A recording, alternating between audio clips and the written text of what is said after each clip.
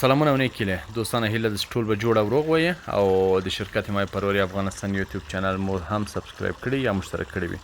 دوستانو په تصویر کې ویډیو کې چې تاسو څه ګورئ نن غواړم په دې هکله تاسو ته وضاحت درکړم. د څه چې تاسو وینئ بعضې خلک کې په پښتو کې دته موږ تاسو وبړی وایو یا د چنګښو ځالې ورته وایي بعضې خلک او په پارسي کې هم جلبک ورته وایي. په هر ولایت کې په مختلفو نومو دغه یادېږي دوستانو. نو چې دا د مایانو په فارمو کې څه تاوان لري، مایان څه رقم مشکلات سره مخ کوي، نن به په دې هکله زه تاسو ته وضاحت درکوم. دوستانو اول دا وایم چې دا له کومه کیږي، څنګه پیدا کیږي په اوزو کې، چې دا مختلف علتونه لري دوستانو چې دا په اوزو کې پیدا کیږي. نو کوشش وکړئ چې دا شی باید پیدا نسی، دا شی باید کوي هم تاسو هر زر تر زره باید لرې کړئ. ښه دوستانو دا له کومه کیږي، اوس به زه تاسو ته ووایم چې دا هغه خواړه چې تاسو مانه ته ورکوئ، له اندازې نه ډېر خواړه ورکوئ او اوزو ته یې اچوئ چې اوس کې پاتې کیږي، هغه لاندې کینی، نو هغه باعث د ده ګرځي چې داسې وبړۍ ترنه جوړې شي. دا یوه مسله. نو کوشش وکړئ چې تاسو خوراکه په اندازه مانه ته ورکړئ، یعنې بې اندازې مه ورکوئ، دومره خوراکه ورکړئ چې هغه دې وشي کړی ویې خوري. په دې معنی نه چې نیم یې وخوري نیم کته کیني، چې دا هغه ترې جوړوي وبړۍ. او بله دا دوستانو اکثریته وخت چې موږ او تاسو کوددهي کوو یا سره ورکو مایانو اوزو ته، مثلا ګلم په مخ خوشایونو استفاده کوو، د چرګانو سره نه استفاده کوو یا هم مثلا نورو سره نه استفاده کوو، نو په دې معنا چې هغه هم باعث د ده ګرځي چې زموږ تاسو اوزو کې وبړۍ پیدا شي. خو هر څه باید په خپله طریقه باندې استفاده شي چې که چېرته وبړۍ هم جوړېږي، وبړۍ باید له اوزو نه وویستل شي، باید لرې شي. او بله داسې دوستانو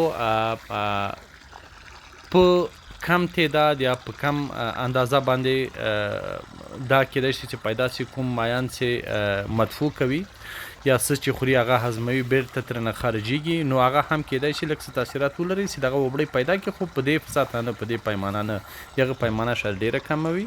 او بل د اوبو د هوا ګرموالی هم باعث ده ګرځي چې دا پیدا شي. نو دا هغه خواړه هغه چې لاندې کینی، ژمي کې دا شی نه راوځي، دا فقط په اوړي کې راوځي. کله چې هوا ګرمه شي دا به د اوبو سر ته راځي. او یو بل څه چې دغه دوه علتونه نور هم لري دوستانو چې هغه ماهر کړي وو، هغه دا دی چې کله چې زموږ او تاسو د اوبو کیفیت هم له اندازې ډېر لوړ شي، نو هغه هم باعث د ده ګرځي چې هغه کې وبړۍ پیدا شي زموږ تاسو اوز کې. او بله داسې کوم اوز چې موږ او تاسو جوړ کړی، په هغه کې د معدني موادو لکه نیټروژن او فسفورس هغه هم کنټرول نسی او فیصدي لوړه وي، هغه هم باعث د ګرځي چې دغه وبړۍ پیدا شي. ښه، اوس موږ او تاسو څنګه کولی شو چې دغه وبړۍ کنټرول کړو؟ دوستانو دا وبړۍ په مختلف ډول، لکه مخکې مې چې ویلې چې په مثال خوراکه په وخت ورکړو، خوراکه ډېر وخت مه ورکړو، له اندازې نه ډېر ورنه کړو، څومره چې دوی خوړی شي هغومره ورکړو. او بله دا چې اوبه یې هر هفته یو څه اندازه 10 تر 20% پورې باید اوبه د اوز تبدیلې شي. او هغه خواړه چې په مثال موږ ورکوو چې هغه نه خوړل کېږي، مایان یې نه خوري، هغه باید له اوزه لرې کړو، لرې واچوو. او بله داسې فواره ورته ولرو خپل اوزو ته. که چېرته فواره ونه لرو، نو طبعا زموږ تاسو مایان مشکل سره مخ کېږي، د اکسیجن کموالي سره مخ کېږي، نو چې دا باعث د ګرځي زموږ تاسو مایان تلفات هم وکړي. او بله داسې دغه کوم وبړۍ چې فعلا دي، وبړۍ باید هر څه زر تر زره پاک شي، له اوز نه لرې شي، په جال باندې، په تور باندې، هر بله طریقه چې تاسو کوئ، خو دا تاسو کولی شئ چې دا لرې کړئ. دا د یوه. او بله دا دوستانو چې مهم ټکی دا چې دغه اوبو چې تاسو د اوز خارجوئ، کوشش وکړئ د اوز تحتاني یا هغه لاندې آخري قسمت نه تاسو اوبو تبدیلې کړئ. په دې معنا نه چې فرض مثال د سر اوبه لاړ شي، لاندې اوبه پاتې شي، نه، اوبو خروجي دروازه د اوزو باید په لاندې هغه آخرین حد د اوز کې وي یا تالاب کې وي، چې تاسو اوسې کړئ د سر اوبه تبدیلې نه، د لاندې اوبه هم تبدیلې شي. صحیح ده، د سر نه وبړۍ به لرې کوئ او پاکوئ به یې، ټولوئ به یې، ولې نورې اوبه چې کومې تبدیلېږي هغه باید له تحتاني قسمت نه یا لاندني قسمت د اوز نه باید تبدیلې شي. او بله دوستانو که چېرته دا وبړۍ د اوز نه لرې نه شي، پاکې نه شي، راټولې نه شي، نو زموږ تاسو مایان به د اکسیجن له سخت کموالي سره مخ شي.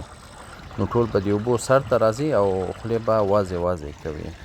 څه باید زر تر زره ورته رسیدګي وسي. نو که چیرته په وخت هغو ته رسیدګي ونه سي نو دا باعث د ګرځي چې موږ او تاسو مایان تلفات هم وکړي، مشکل سره هم مخ سي او خدای ناخواسته له لاسه ورکړو. او بل بغیر له هغه نه دا کوم وبړی چې دغه مستقیم تاثیرات لري د مایانو په خوراک او په وزن اخیستلو کې هم. ځکه که چیرته په تاسو اوس کې وبړی وي نو په دې معنی چې ستاسو مایان خوراک نه کوي، یا څومره چې خوراک یې کوو د هغه پخواني خوراک 10% هم خوراک نه کوي، یعنی خوراک یې تقریبا 90% کم شوی ده. او که چیرته دا لرې نه سي، کنټرول نه سي، د یو خوا نه اکسیجن کموالي سره مخ کېږي، له بلې خوا نه امکانات شته چې په مثال دوی نورو مرضیانو باندې هم اخته شي، د دوی سترس هم لوړ شي. نو کوشش وکړئ چې دې سي ته ډېر توجه وکړئ.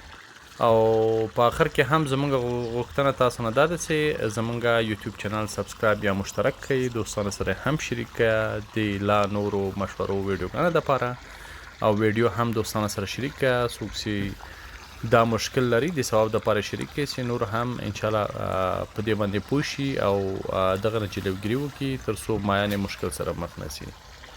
نو ډېره مننه چې زمونږ ویډیو مو وکتله. الله دې تاسو ته اجر درکړي. ښه وخت، ښې چارې. السلام علیکم ورحمة الله وبرکاته.